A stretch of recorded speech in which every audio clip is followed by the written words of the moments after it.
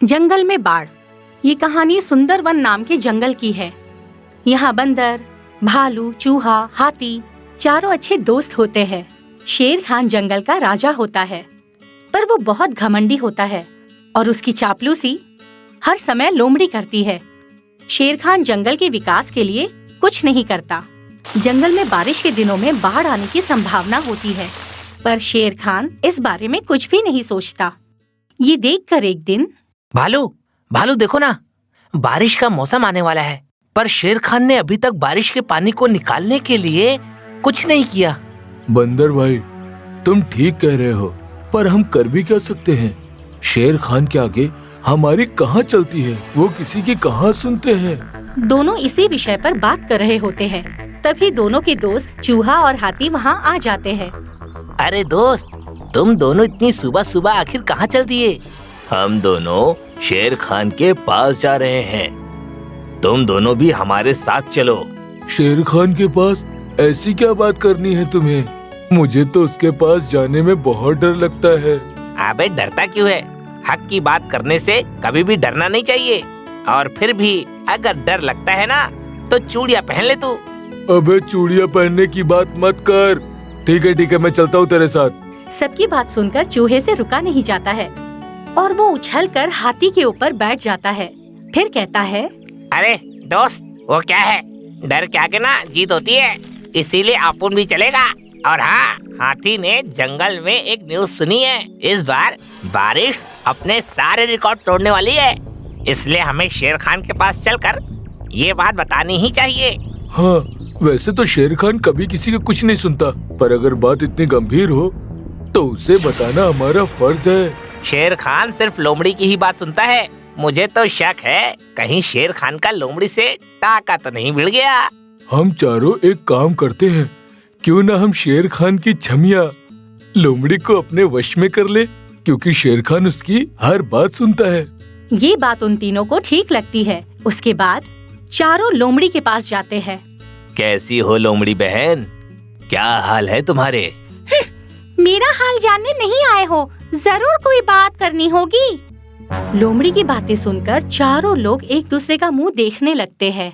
इतने में वहाँ शेर खान आ जाता है और उन सबको देखकर बोलता है, क्या बात है, तुम चारों यहाँ क्या कर रहे हो? शेर खान, वो दरअसल बात कुछ ऐसी है कि...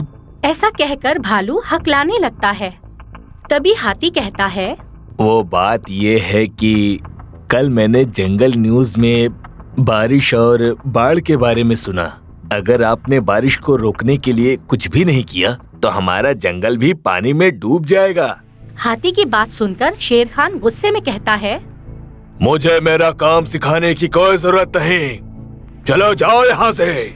शेर खान की बात सुनकर लोमड़ी चापलूसी करते हुए कहती है, शेर खान, मैंने इन चारों को कहा था कि शेर खान को अपने काम के बारे में सब पता है, उनको कुछ बताने की जरूरत नहीं है। ये सुनकर चारों दोस्त उदास मन से वहाँ से चले जाते हैं। कुछ ही दिनों में बारिश का मौसम आ जाता है और एक दिन बहुत बारिश होने लगती है और कई दिनों तक बारिश रुकती नहीं है। ये देखकर बंदर, हे भगवान, अब क्या होगा? मेरे घर में तो चारों तरफ से पानी आना शुरू भी हो गया है, अब मुझे कहीं और जाकर रहना होगा। बंदर उछलकर बाहर आ जाता है और हाथी के घर में चला जाता है। वो देखता है कि वहाँ पर पहले से भालू और चूहा मौजूद होते हैं। ये देखकर, अरे तुम सब लोग भी यहीं पर हो? क्या करें, हमारे घरों में पानी भर गया है और ये सब हमारे शेर खान की वजह से हुआ है। भालू की बात सुनकर, मेरे बिल में भी पानी भर गया है, मैं भी डूबते डूबते बचा हूँ। और भाई बंदर, तुम्हारे घर में क्या हुआ है? तुम सबको तो पता ही है कि मैं पेड़ पर रहता हूँ और बारिश से बचने के लिए ही मैंने पेड़ के ऊपर घर बनाया था, और वो भी बारिश से टूट गया, इसीलिए मुझे हाथी के घर की याद आई। चारों यही बातें कर रहे होते हैं कि इतने में हाथी के घर में भी पानी भर जाता है। ये सब देखकर, दोस्तों, तुम सब चिंता मत करो, मैं कुछ करता हूँ। ये कहकर हाथी बहुत सारे पेड़ों को अपनी सूंड से तोड़कर अपने घर में रख देता है और उसके ऊपर सारे दोस्त खड़े हो जाते हैं।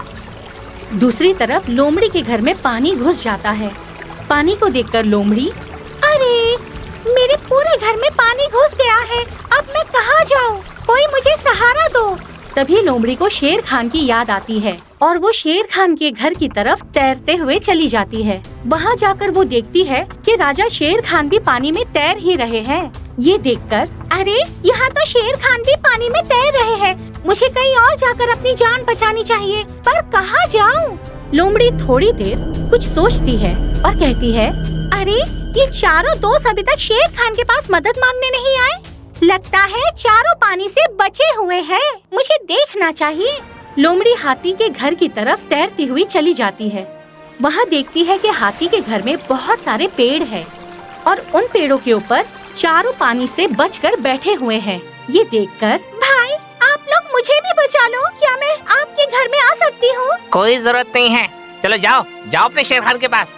दोस्त, ऐसा नहीं कहते। अगर कोई मुसीबत में मदद मांगता है तो उसकी मदद करनी चाहिए। हाथी लोमड़ी को अपने घर में बुला लेता है। वो सब पानी से बचकर उन ऊंचे पेड़ों पर बैठे हुए होते हैं और दूसरी तरफ शेर खान पानी में डूब रहा होता है और अपने आप से कहता है, कहाँ जाऊँ मैं? अभी तक मदद के लिए मेरे पास कोई भी जानवर नहीं आया। एक बार चलकर देखता हूँ, शायद कोई मेरी मदद कर दे। शेर खान तैरते हुए पानी से कुछ दूर जाता है और कुछ देर बाद हाथी का घर सामने देखकर उसके घर में चला जाता है और सबको वहाँ देखकर, भाई हाथी, क्या तुम्हारे जंगल के राजा को यहाँ पर रहने की जगह मिल सकती है? मुझे भी बचा लो इस बाढ़ से। शेर खान, हमारे हाथी भाई का दिल बहुत बड़ा है। वो आपको भी अपने घर में जगह देंगे। शेर खान, ये सब आपकी ही वजह से हुआ है। अगर आपने हमारी बात मान ली होती और जंगल में बाढ़ के पानी को निकालने के लिए आपने कोई प्रबंध किया होता ना, तो आज हम सभी को ये दिन नहीं देखना पड़ता। चूहे की बात सुनकर, दोस्त चूहा, अभी ये सब बात करने का समय नहीं है। अभी हमें अपने जंगल के राजा को सुरक्षित करने के बारे में सोचना चाहिए और ये हमारा फर्ज है। उसके बाद सारे दोस्त शेर खान को अंदर बुला लेते हैं। थोड़ी देर में बारिश और भी तेज हो जाती है और बाढ़ और भी बढ़ने लगती है। पेड़ों की ऊंचाई की वजह से पानी हाथी के घर के अंदर घुस नहीं पाता है, जिसकी वजह से उन सब की जान बच जाती है। कुछ दिनों बाद बारिश रुक जाती है और वो सारे बाहर निकलकर देखते हैं तो सारा जंगल बाढ़ की वजह से बर्बाद हो चुका होता है। ये देखकर, ये सब मेरी वजह से हुआ है। अगर मैंने बाढ़ के पानी को निकालने के लिए कोई योजना बनाई होती तो शायद ऐसा कभी नहीं होता। आप सब लोग मुझे माफ कर दीजिए। एक राजा होने के बावजूद भी मैंने अपनी प्रजा की समस्याओं को नहीं समझा। शेर खान की बात सुनकर लोमड़ी ने कहा, शेर खान, आप ठीक कह रहे हैं। आज इन चारों दोस्तों की वजह से ही हम बच पाए हैं। अगर ये हमें अपने घर में नहीं रुकने देते तो हम दोनों इस बाढ़ में डूब चुके होते। मुझे भी माफ कर दो। शेर खान और लोमड़ी, आप दोनों को ही अपनी गलती का एहसास हो गया है, यही बहुत बड़ी बात है। पर अब हमें कुछ ऐसा करना चाहिए कि दोबारा कभी जंगल में बाढ़ आने की नौबत ही ना आए।